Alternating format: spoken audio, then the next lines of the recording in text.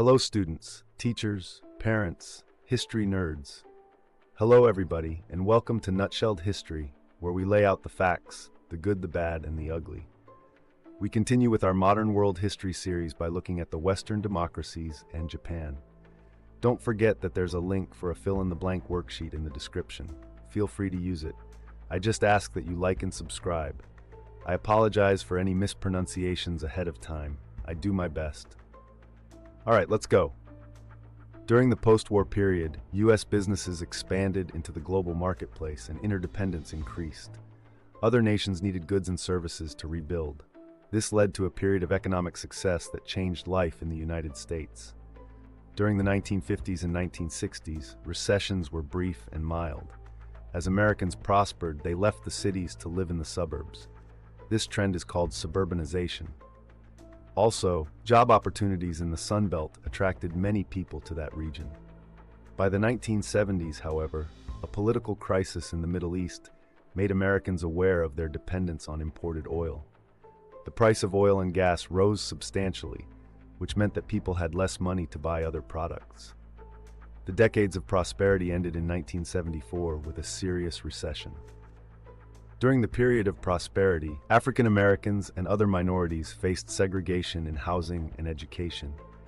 They suffered from discrimination in jobs and voting. Dr. Martin Luther King Jr. emerged as the main civil rights leader in the 1960s.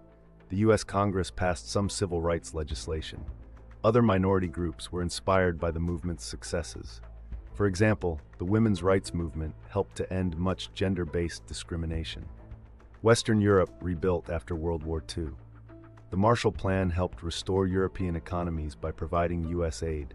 After the war, Germany was divided between the Communist East and the Democratic West, but reunited at the end of the Cold War in 1990. Under Konrad Adenauer, West Germany's chancellor from 1949 to 1963, Germany built modern cities and re-established trade. European governments also developed programs that increased government responsibility for the needs of people. These welfare states required high taxes to pay for their programs. During the 1980s, some leaders, such as Britain's Margaret Thatcher, reduced the role of the government in the economy. Western Europe also moved closer to economic unity with the European Union, an organization dedicated to establishing free trade among its members. Japan also prospered after World War II. Its gross domestic product, GDP, soared. Like Germany, Japan built factories. The government protected industries by raising tariffs on imported goods. This helped create a trade surplus for Japan. Okay, let's recap. Post-war life was a mixed bag of boom, bust, and big moves. U.S. businesses rode the global expansion wave, making bank while Americans flocked to the suburbs and chased jobs in the sunny Sun Belt. Brief recessions kept the 1950s and 1960s mostly prosperous until the 1970s brought a Middle Eastern oil crisis that slapped the economy into a serious recession by 1974.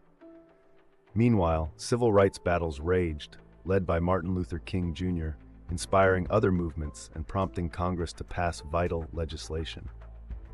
Across the pond, Western Europe rebuilt with the Marshall Plan, split Germany into two until a dramatic 1990 reunion, and saw some countries flirt with high-tax welfare states before Margaret Thatcher gave government spending a haircut. Japan, not to be outdone, turned its post-war rubble into riches with soaring GDP, factory powerhouses, and tariffs that made its trade surplus the envy of economists everywhere. There you have it, folks. That is the Western democracies and Japan nutshelled. Thanks for stopping by Nutshelled History. Get democratic on those like and subscribe buttons for me. It is good for my welfare. See y'all next time on Nutshelled History.